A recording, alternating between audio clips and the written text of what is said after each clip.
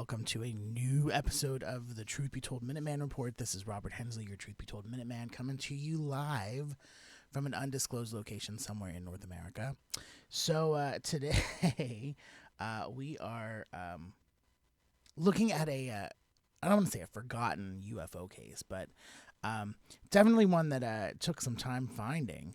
At least for me. So not sure if you've ever heard of this. So in November of 1986, November 17th, 1986, a cargo plane, Japan Airlines cargo flight 1628, which was a Japanese Boeing 747 cargo aircraft. It was en route from Paris to Narita International Airport near Tokyo. Whether or not this is important to the story or not, I thought it was interesting that it was a cargo plane full of Beaujolais wine.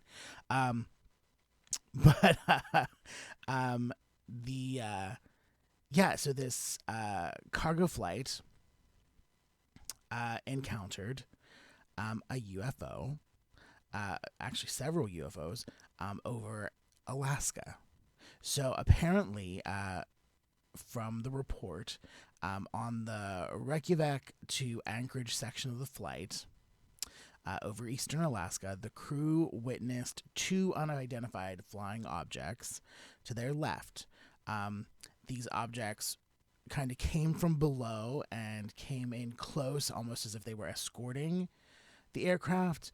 Now, the crew said that they were kind of two rectangular arrays of what appeared to be glowing nozzles or thrusters, although the bodies of the crafts couldn't be seen in the darkness. And when they came in very close, the aircraft cabin was lit up, and the captain could feel heat from the thrusters on his face. The two crafts then depart, and a third, larger disc-shaped object then starts trailing the aircraft. Now, Anchorage Air Control actually saw this on a radar, right? They caught this happening on their radar screens. And they requested that an oncoming United Airlines flight try to confirm this unidentified traffic, as well as military craft. And when they saw the Japan Airlines cargo flight 1628 about 40 minutes later, there were no other craft in sight. So this whole thing lasted for about 50 minutes and ended over Denali, right? So now the captain of the Japan Airlines, the Japan Airlines Flight 1628, Captain Chiruchi, cited in official FAA reports that the object was a UFO. And then in December of 1986, he gave an interview to Kyoto News, and the airlines grounded him for talking to the press, and then he wouldn't be reinstated as a pilot for several years. Now, Kyoto News did contact the public information officer of the FAA in Anchorage in December of 1986. They did receive confirmation of the incident, and the Alaskan region, the FAA's Alaskan region division chief of accidents investigations, wanted to tell everyone that there was a UFO encounter. They tried to make it seem like this was potentially an early flight of the stealth bomber, which at the time was in development. There was kind of a big thing. They had to kind of submit all the data and all the evidence of what had happened and what they had collected, and that was sent to Atlantic City, New Jersey. They kind of did this thing where they kind of took the audio from the flight, and they took the radar screens, and they played everything kind of side by side and recorded it as one video to create a concurrent playback. And then this kind of went all the way through, like,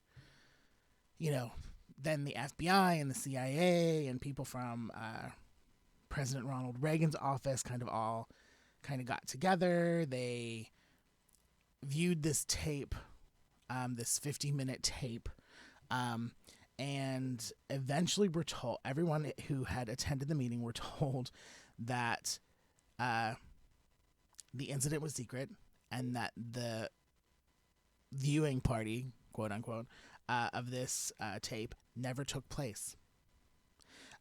The officials considered the data to represent the first instance of a recorded radar evidence of a UFO, and all the presentation data was taken, right? Except the original video, the pilot's report, and the first report from the FAA. There were also target printouts of computer data that was also rediscovered, and those kind of, again, just backed up all of the evidence that they had up to that point. So after this 3-month period of investigation, the FAA formally releases their results at a press conference held in March of 1987. The FAA ended up retracting their earlier suggestion that the controllers felt that it was a UFO, and they said that this was an unfortunate split radar image that had appeared, and quote unquote, the FAA did not have enough material to confirm that something was there, and that they were accepting the descriptions by the crew, but they were unable to support what they saw. Now, again, as you can imagine, in the 1980s, this was big news for a minute, but then eventually just kind of died down. But this was not the only UFO sighting or experience over Alaska in the 1980s. In 1987, in January of 1987, an Alaska Airlines Flight 53 observed a fast-moving object on their onboard weather radar. And then another flight, U.S. Air Force KC-135 jet that was flying from Anchorage to Fairbanks, observed a very large disc-shaped object then at the end of January in 1987. And these objects moved unlike other aircraft and disappeared, or seemed to disappear very quickly. So, just thought that was really strange. I had never heard about these 3 potentially linked UFO encounters with airliners over Alaska. Excuse me. All of them happening in a very short period of time between November of 1986 and January of 1987. And apparently there does exist some record and evidence of what happened. So, I just thought that was a really fun story, considering that we are once again in a very short period of time seeing a lot and hearing a lot about UAPs, unidentified aerial phenomena, now in the news, and the government, really kind of pushing hard to make sure that people do not think that this is extraterrestrial contact. So anyway, that's what you got today. Thank you so much for joining me for Truth Be Told Minuteman Report. Again, this is Robert Hensley, your Truth Be Told Minuteman. Remember, there are 4 times each week to find new Truth Be Told content. Minuteman Report on Mondays at 3 p.m. Pacific, 6 Eastern. Tuesdays, if you are a Spanish-speaking fan of the paranormal, you can check out La Verdad Se Habla, hosted by Metaphor. That is Truth Be Told, but in Spanish. And that is Tuesdays at 3 p.m. Pacific, 6 Eastern. Bonnie Burkert on Wednesdays at 3 p.m. Pacific, 6 Eastern with Truth Be Told Transformation.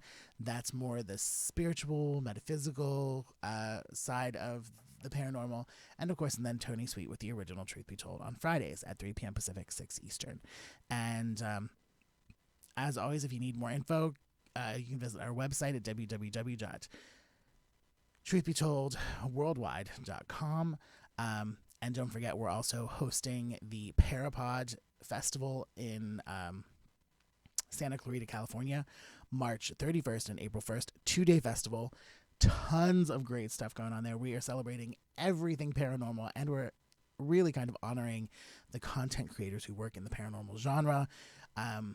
We have a day of ghost hunting and investigations at the Mentoryville Ghost Town, just outside of Santa Clarita on March 31st. That's a Friday.